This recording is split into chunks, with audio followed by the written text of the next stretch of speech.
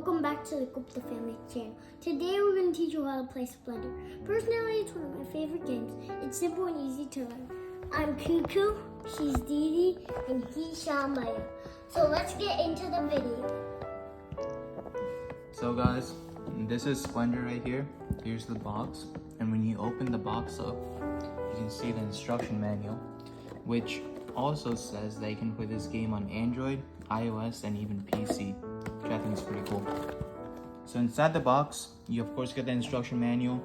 You have these things right here called tokens, which will be used as a primary kind of resource in the game, which Cuckoo will take out for me. And these right here are development cards. There's 3 difficulties of development cards.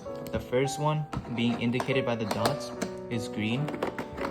The second one has 2 dots, which is yellow. And the third one has 3 dots, which is blue. And these will be used later in the game. And these right here are called noble tiles. These are people who want to sponsor you and give you these points based on these amount of cards, which will be shown later in the game's explanation video. So this game can be played with 2 or 3 people. Right now I'll show you how to set up for 2 people, and then I'll show you how to set up for 3 people. So for 2 people, you start off with 4 of each token, except for the golden token, which is this one because this has a special purpose. So I'm gonna put all my tokens to the right, and one person is the banker while playing, and they pass out the tokens as the other players want. Then I take 5 of each difficulty cards face up and put them like this. Doesn't matter what type of resource they are. And the rest I put them in a deck right next to it. And then I'll do the same for this. Put that in a deck right next to it. And take 5 more face up and put them in a deck right next to it. So this, and then you put down 3 of the noble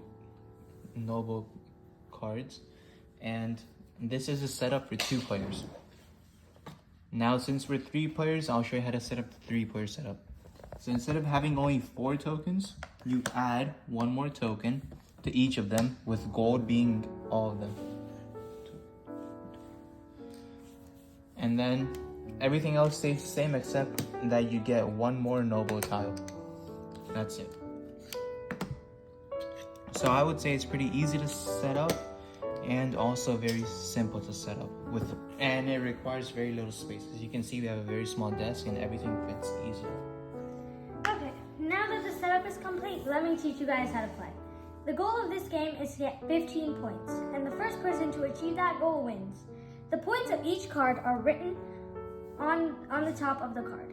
Some cards don't have points. That's because they're basic cards.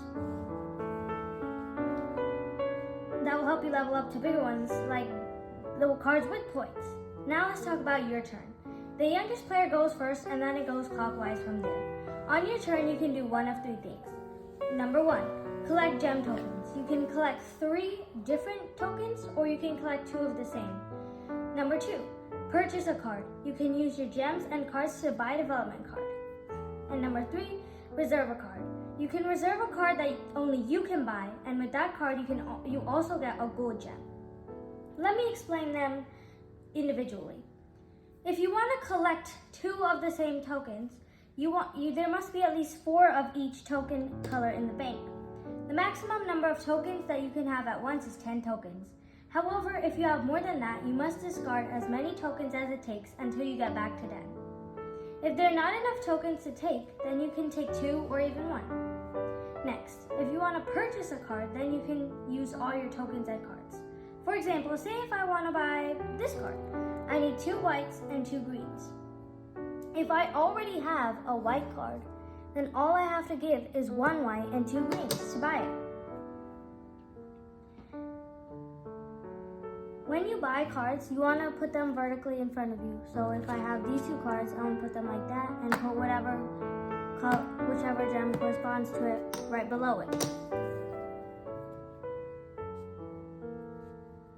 Lastly, if you want to reserve a card, which people do either because they don't want anyone else to take it, or they see that some other player is able to take it, which might give them a benefit, you can either reserve a card face up on the board, or you can draw the first card from either one of the decks. In order to do this, you pick up the card you want to reserve, and then you take a gold token and put it on top of it. This gold token can be used as any one of these tokens. It does not count as your 10 tokens. Only the person who reserves this card is able to buy it. The maximum cards that you can reserve at a time are 3, and the only way to unreserve it is to buy the card. Since reserving a card is the only way to get gold, if there's no gold left, you can still reserve a card, you just won't get any gold. Like this, each player keeps doing these actions one by one until someone gets 15 points. Now for the noble tiles. These have the number of gems you need to acquire it. However, these noble tiles can only be acquired by the bonuses, which are the development cards.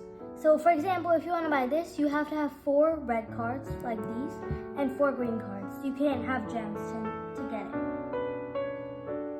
Once a player has the amount of cards needed to acquire these, they automatically get it. You can't refuse a noble tile.